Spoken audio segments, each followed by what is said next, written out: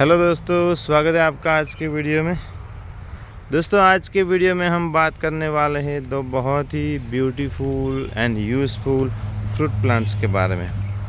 Okay, और ये जो दोनों प्लांट हम आज देखने वाले हैं, दोनों प्लांट को हम सीड्स में से इजीली ग्रो कर सकते हैं और दोनों के पत्ते हैं उसके भी बहुत ज़्यादा बेनिफिट्स है दोस्तों।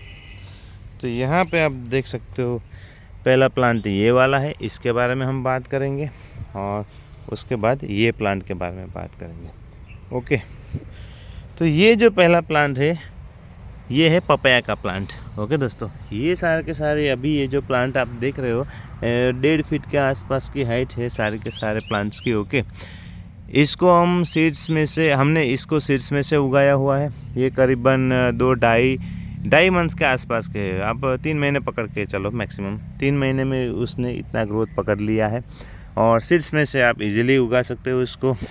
थोड़ा डिटेल में बताता हूँ। हर एक यहाँ पे बैग में आप देखोगे तो मिनिमम 2 प्लांट आपको दिखेंगे, 2-3। ओके, तो पपाया इसको कैसे उगाते हैं सीड्स में से। ओके, तो पपाया के जो सीड्स होते हैं, जो पक्का हुआ पपाया होता है, उसमें से जो सीड्स निकलते हैं उसको आपको क्या करना है, उसको धूप में सुखा देना है। उसके साथ ये जो हम जलाते हैं उसके बाद जो राख निकलती है ना, राख में भिगो के मिक्स करके उसको सुखा देना है। जब वो सूख जाते हैं तब उसको किसी भी छोटी सी बैग में या बड़ी बैग में 2-2, 3-3 बीज लगा दो, ये इजीली ग्रो हो जाता है दोस्तों। सिर्फ पानी देते रहना है 1-2 दिन के इंटरवल में। और 2-2 लगाने के पीछे का कारण ये है दोस्तों कि पपाया में क्या होता है, एक मेल फीमेल ऐसा होता है और दोनों की ज़रूरत पड़ती है। ओके, जो फूल होता है उसकी भी ज़रूरत पड़ती है और बिना फूल वाला होता है उसकी भी ज़रूरत पड़ती है। जिसको फूल होते हैं उसको पपाया नहीं लगते और बिना फूल होता है उसके ऊपर पपाया लगते हैं। ओके, और दोनों की ज़रूरत पड़ती है। ओके, एक फूल वाला हो और आसपास 10 एक बिना फूल वाले हो, उस तरह से हम खेत में लगाते हैं। ओके, और दूसरा पपाया के प्लांट का बेनिफिट ये है कि उसके जो पत्ते हैं उसको आप उबाल के पानी में डाल के उबाल के उसका पानी पियोगे तो वो ये बहुत सारे डिजीज़ में हमें क्योर करता है। ओके, बहुत सारे डिजीज़ में इसका बेनिफिट्स है। ओके, वो जो चिकनगुनिया सब वगैरह बोलते हैं ना, इसमें इसके पत्ते का जूस है, उसको उबाल के उसका जो काढ़ा बनाते हैं वो पियेंगे तो इससे उसका बहुत अच्छा रिजल्ट मिलता है दोस्तों। ओके, तो ये हुई पपाया के प्लांट के बारे में बात।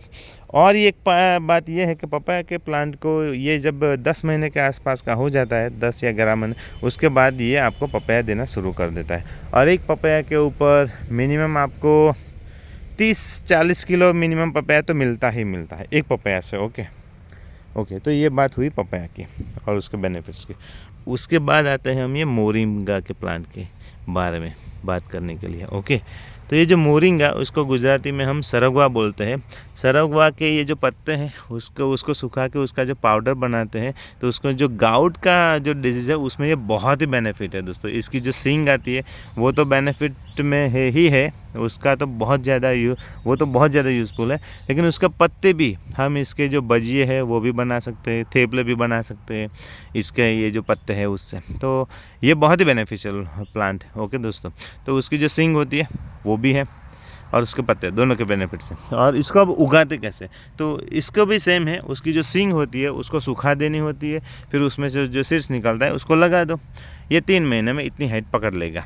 और इसको भी 1-1.5 साल के आसपास का ये जब हो जाता है उसके बाद ये आपको सींग देना स्टार्ट कर देता है। ओके, तो इसकी भी हम फार्मिंग कर सकते हैं दोस्तों ईजिली। तो यहाँ पे आप देख सकते हो ये सारे के सारे। और ये जो मोरिंगा है उसके प्लांट को हमने ये जो वास होता है उसकी डंडियाँ लगा के बांधी हुई है। क्यों? क्योंकि उसका ये जो ट्रंक होता है वो थोड़ा नाजुक होता है दोस्तों, तो हम जब पानी देते हैं तो वो टूट जाने का डर रहता है, इसलिए ये लगा दिया। देखो ये भी कितना बढ़िया। ये इसके पत्ते आप ऐसे भी खा सकते हो दोस्तों, ये ऐसे तोड़ के भी खा सकते हो, इसके भी बहुत ज़्यादा बेनिफिट्स है। तो दोस्तों आशा रखता हूँ कि आपको वीडियो अच्छा लगा होगा, अच्छी इन्फॉर्मेशन भी मिली होगी वीडियो से। तो दोस्तों एक लाइक ज़रूर करना, कमेंट भी करना, आपको क्या इन्फॉर्मेशन सही लगी, क्या सही नहीं लगी और कैसे वीडियो आप चाहते हो। तो मैं ऐसे ही यूज़फुल वीडियोस बनाता रहूँगा और लाता रहूँगा। और दोस्तों अगर आप मेरे चैनल पर नए हो तो चैनल को सब्सक्राइब ज़रूर कर लेना। मैं ऐसे ही वीडियोस लाता हूँ और लाता रहूँगा। फिर मिलेंगे दोस्तों, थैंक यू।